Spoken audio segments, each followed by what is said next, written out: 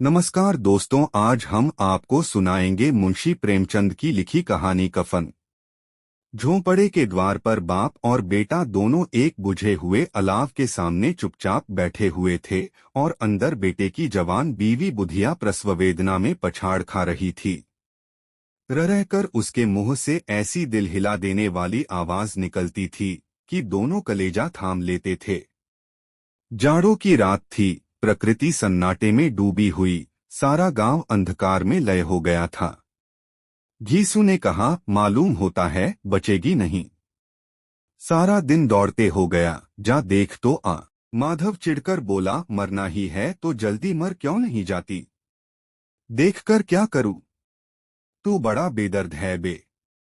साल भर जिसके साथ सुख चैन से रहा, उसी के साथ इतनी बेवफाई। तो मुझसे तो उसका तड़पना और हाथ पांव पटकना नहीं देखा जाता। नीची जाति का कुनबा था और सारे गांव में बदनाम। घीसू एक दिन काम करता तो 3 दिन आराम करता। माधव इतना कामचोर था कि आध घंटे काम करता तो घंटे भर चिलम पीता। इसलिए उन्हें कहीं मजदूरी नहीं मिलती थी।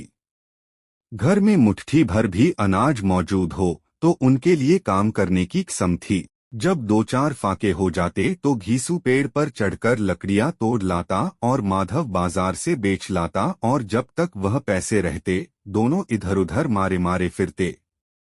गांव में काम की कमी न थी। किसानों का गांव था, मेहनती आदमी के लिए 50 काम थे। मगर इन दोनों को उसी वक्त बुलाते जब 2 आदमियों से एक का काम पाकर भी संतोष कर लेने के सिवा और कोई चारा न होता। अगर दोनों साधु होते तो उन्हें संतोष और धैर्य के लिए संयम और नियम की बिल्कुल जरूरत न होती। यह तो इनकी प्रकृति थी। विचित्र जीवन था इनका। घर में मिट्टी के 2-4 बर्तन के सिवा कोई संपत्ति नहीं। फटे चीथड़ों से अपनी नग्नता को ढाके हुए जिए जाते थे, संसार की चिंताओं से मुक्त, क्रिस से लदे हुए। गालियां भी खाते, मार भी खाते, मगर कोई गम नहीं। दीन इतने की वसूली की बिल्कुल आशा न रहने पर भी लोग इन्हें कुछ न कुछ कर्ज दे देते थे। मटर आलू की फसल में दूसरों के खेतों से मटर या आलू उखाड़ लाते और भून भान कर खा लेते, या 10-5 ऊख उखाड़ लाते और रात को चूसते। घीसू ने इसी आकाशवृत्ति से 60 साल की उम्र काट दी और माधव भी सपूत बेटे की तरह बाप ही के पदचिह्नों पर चल रहा था, बल्कि उसका नाम और भी उजागर कर रहा था।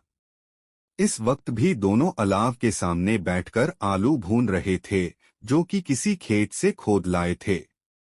घीसू की स्त्री का तो बहुत दिन हुए देहांत हो गया था। माधव का ब्याह पिछले साल हुआ था।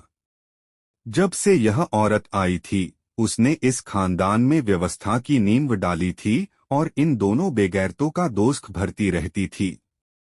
जब से वह आई, यह दोनों और भी आलसी और आरामतलब हो गए थे। अगर आपको हमारी कहानी पसंद आई हो तो वीडियो को लाइक करें और अगले भाग को सुनने के लिए चैनल को सब्सक्राइब करें।